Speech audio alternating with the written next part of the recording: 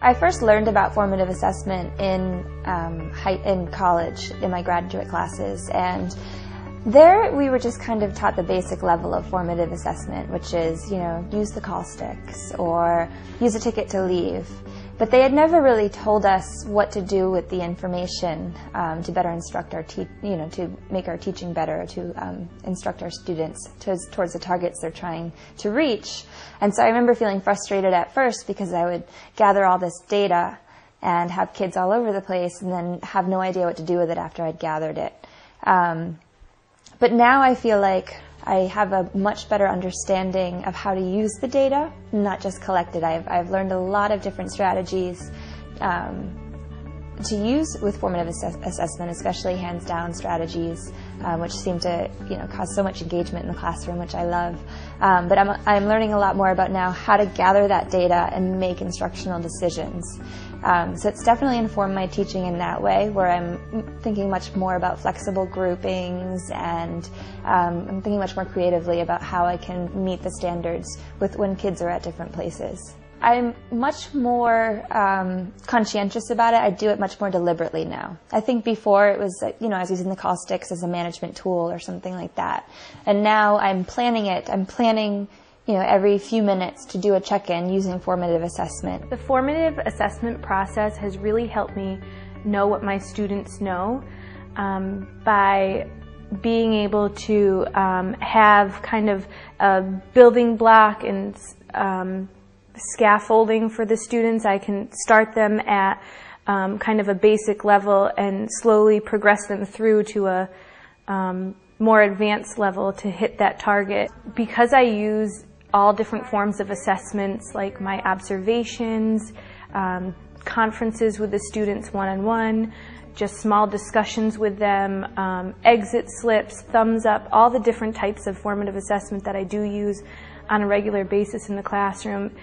My ability to give them feedback is so much more in-depth, so much more focused, and really can directly relate to the target, and I can kind of get them to grow quicker, it almost seems, because they're getting this descriptive feedback from me. Observation is really the foundation of not only differentiated instruction, but also formative assessment. You have to be there with the students. You have to see what they're doing. You have to break down the wall that can exist between a teacher and between a student. And the only way that you can do that is to get kids acclimated that here I am and I am with you and you are with me. And I am observing, and not only am I observing you, but the students are observing each other. So it's a two-way street. Yes, I'm observing them, I'm seeing what they're doing, I'm taking notes on them, but they're also observing one another. They're checking, they're self-assessing through their observation of the progress of their work. And it's a phenomenal, phenomenal technique. The formative assessment process has really changed my classroom community. The students are much more willing to speak up, to ask questions, and not just yes/no questions or what do we do next? It's much deeper questions. I think that I noticed that they're definitely willing to orally pursue complicated issues, which I think is really impressive for 8 and 9-year-olds. To be willing to take that risk and to talk through some of their thinking. Irene and Edwin were having a good conversation, and then I used the sticks. Like if you have all together and each, then you'll know it's gonna be multiplication because there's 2 words that are times and only 1 word that's addition. Interesting. So you may have to look for a second keyword. The kids are much more engaged with each other. Instead of just always asking me questions, they're turned to each other and ask each other questions, look for answers from each other, explain mistakes to each other. They seem much less nervous to make a mistake or to ask for some help from one of their peers. So that's been a big change.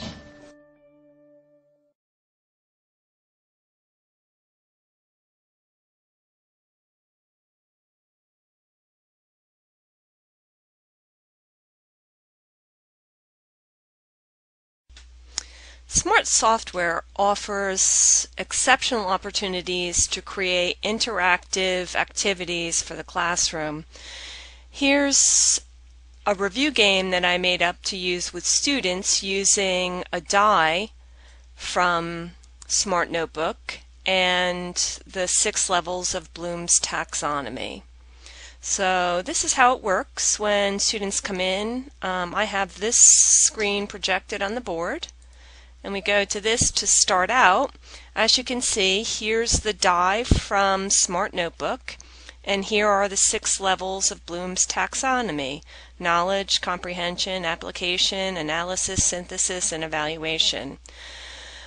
The way this is designed is students are encouraged to write review questions that then would be answered by other students in a class. It works really well in cooperative learning groups. So what we would do is invite a student to come up and roll the die. So you touch it, and we have a 6. So we have the highest level challenge that you can get. So when you click on 6, it takes you to another slide, and you can see that level 6 questions judge, value, support with relevant criteria. And here are suggested question prompts. Do you agree with the actions, with the outcomes? What is your opinion of? Can you prove, disapprove? Can you assess? And so on. So that would be a really tough level to start out with, but if you want to go with what the die says, you'd go with level 6. Then to go back to the original slide, you'd click on the right side of the screen. Here's the die again. When you've finished with that level, invite another student to come up, roll the die, and now we have question 3, so we'd go to 3. Student would click on that, and now we have level 3. Level 3 is used in a new concrete situation. Again, we have the suggested questions. How can you use? What examples can you find to? How can you solve blank using what you have learned? So working in cooperative learning groups, the students could compose questions.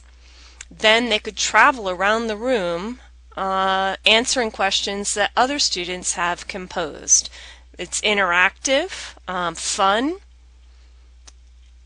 Okay, and if you're done with this level, you would go back again and roll the die.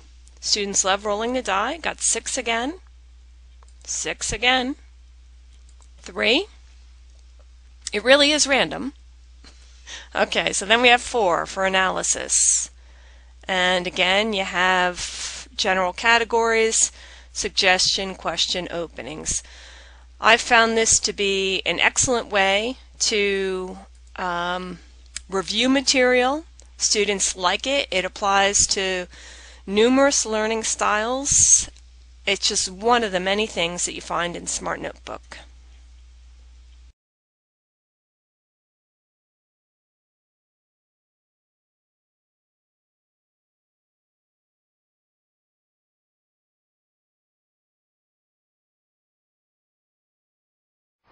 Bloom's taxonomy. You might ask yourself, what the heck is that? Bloom's taxonomy is a way of applying science to the learning process. In the 1950s, Benjamin Bloom proposed a way to categorize the thinking process. It was his thought that as thoughts and learning became more complex, they were evolving into something superior. Bloom's taxonomy is most frequently illustrated as a pyramid. The most basic representation of learning, knowledge, is at the base of the pyramid. Knowledge is the acquiring and repeating of information. It might be a simple memorization of facts, rules, or theories, as demonstrated in the first clip with Josh and Luke.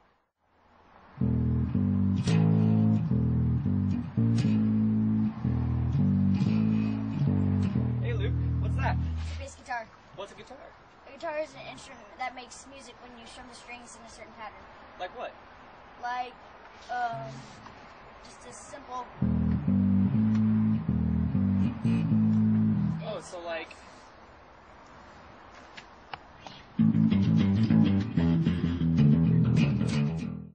After knowledge comes comprehension. As we move up the pyramid, comprehension might be demonstrated by the act of classifying, describing, or recognizing information. Factual rules beyond simple memorization. Let's catch up with Josh and Luke.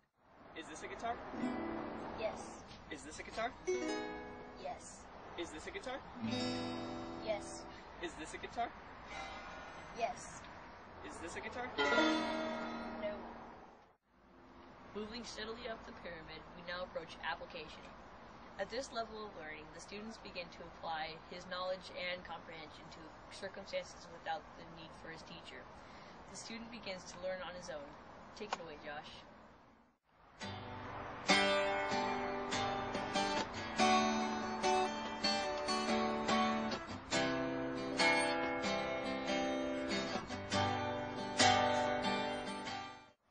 Wow, Josh sure learns quick. He is now moving up the pyramid to analysis. At this stage, he begins to see different parts in the relationship between them. He can now compare and contrast and critically appraise what he has learned.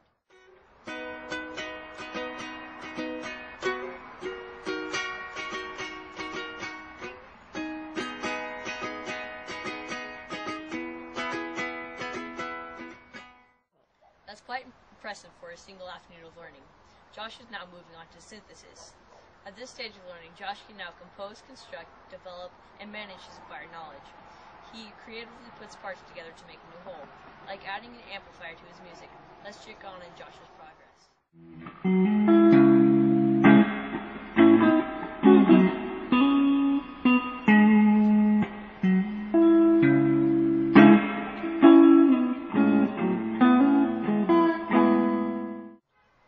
And finally, the apex of learning, the top of the pyramid, evaluation.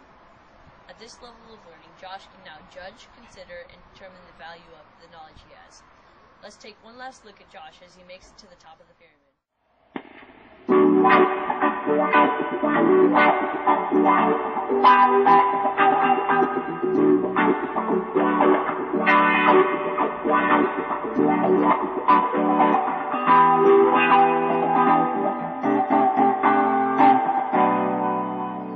Yep, that's good. Bloom would be so proud. I hope you enjoyed this illustration of Bloom's Taxonomy, illustrated by Luke and Josh. I'm Mike. Thanks for joining us.